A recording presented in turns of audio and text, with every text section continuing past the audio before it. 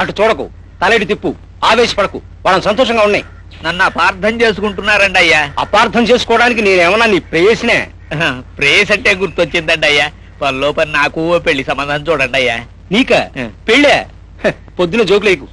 మరీ అంత తీసేయకండి అయ్యా. అవకాశం దొరక్క ఇలా ముడుచు కూర్చున్నాను గాని ఒక్క ఛాన్స్ ఇప్పించండి అయ్యా. నా తడాకా చూపిస్తాను. ఏదో సామెత చెప్పినట్టుందిరే. సామెతన్నా చెప్పండి అయ్యా, లేకపోతే నా పెళ్ళన్నా చేయించండి అయ్యా. ఏడుస్తున్న వాడిని దానిమ్మకాయలు కావాలంటే వద్దు, దానికాయలే కావాలన్నట్ట. బాగుందండి అయ్యా.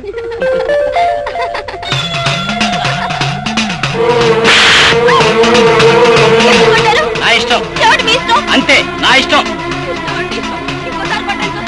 ఇంకొకసారి కాదు, 10 సార్లు కొడతాను. నీ పెద్ద చూపు పడిందా? ఇది షాంపూ లేదండి అయ్యా.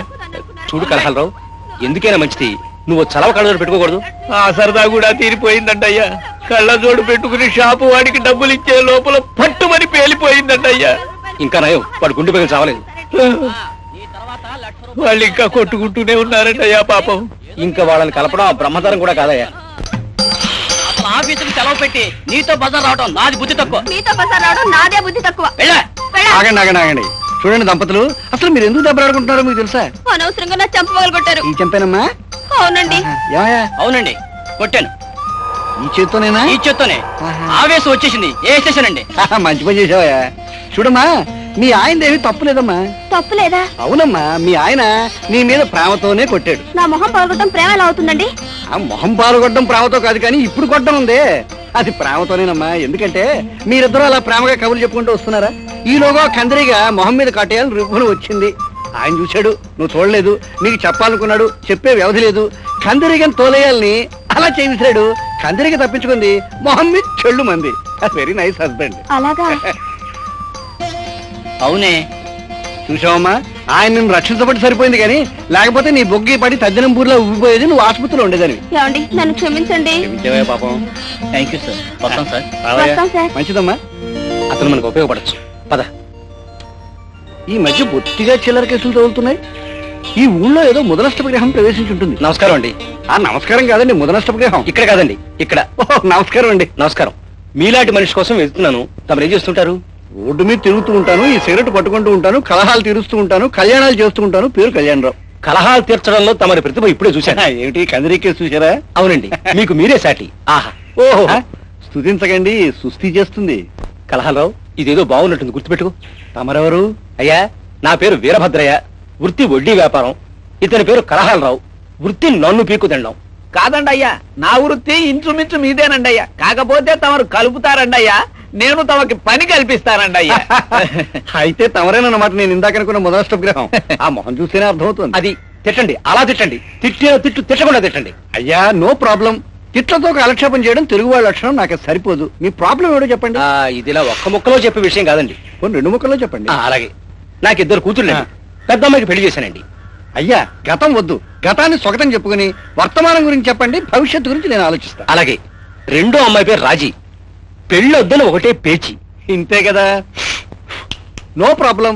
రాజీ పెళ్లి నేను జరిపిస్తాను. అయ్యా,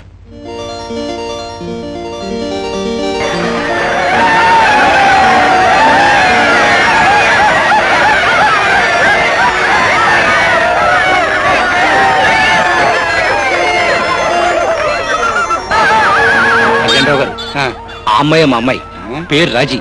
గెటప్ చూశారుగా, దాని పెళ్లి చేసే బాధ్యత మీది. ఆ విషయాలు నాకు వదిలేసి మీరు నిశ్చితంగా ఉండండి.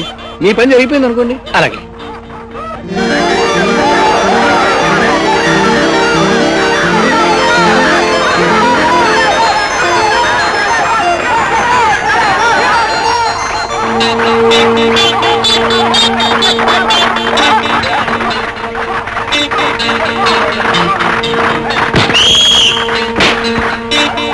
అయ్యా, ఇప్పుడే వస్తాను, ఉండండి.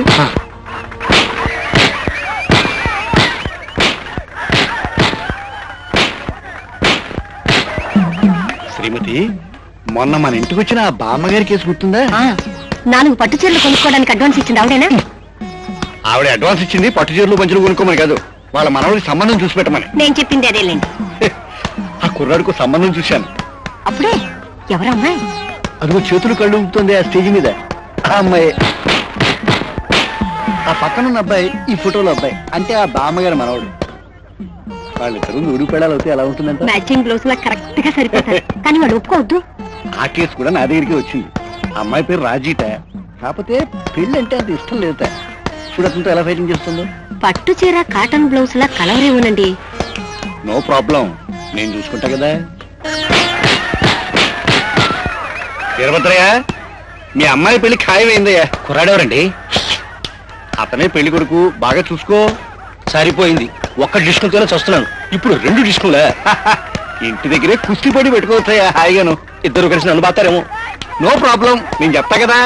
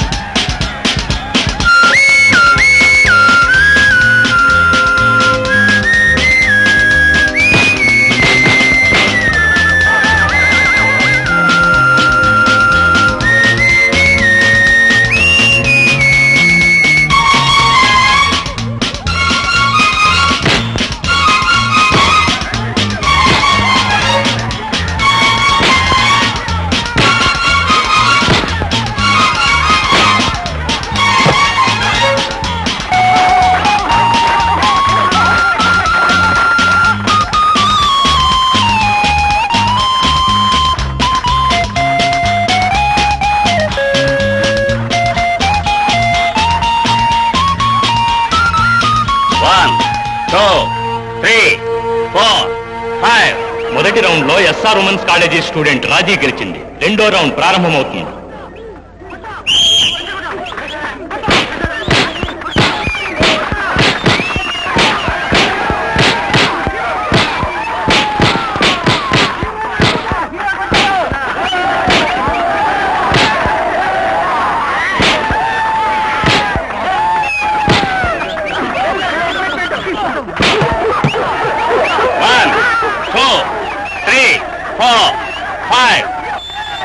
సెకండ్ రౌండ్ లో కేఎల్ఎన్ కాలేజీ స్టూడెంట్ సుందరం గెలవడంతో తుది విజయానికి ఫైనల్ రౌండ్ ప్రారంభమవుతుంది. ఇద్దరిలో ఎవరు నెక్కినా ముందు మనకు ప్రాబ్లం అవుతుందేమో. ఆ మాత్రం ఆలోచించలేనంత తెలివి తక్కువడు కదా ఈ కళ్యాణరావు. అప్పుడే ఆలోచించాను, ఈ మ్యాచ్ డ్రా అవుతుంది, అలా చూస్తుంది. సర్లే వెళ్ళండి.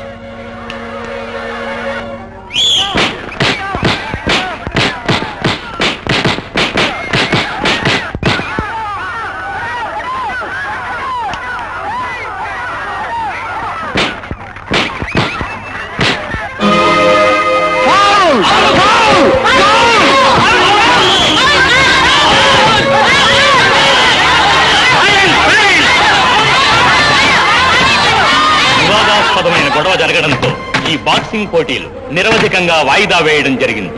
అవును, అతను నిన్ను తాకుతూ ఉంటే నీకేమనిపించింది? షడప్, నీకెప్పుడు అదే ధ్యాస. అమ్మాయి, నువ్వు బ్రహ్మాండంగా బాక్సింగ్ చేశావు. మగవాళ్ళకు బుద్ధి రావాలంటే నీలాంటి చీరలు దేశానికి చాలా అవసరం. థ్యాంక్స్. మీరెవరు? శ్రీమతి. ఎవరికి? అందరికి. అందరికీనా? పొరపాటు పడుతున్నావు. నా పేరే శ్రీమతి. స్త్రీల హక్కుల కోసం పోరాడుతుంటాను. అలాగా?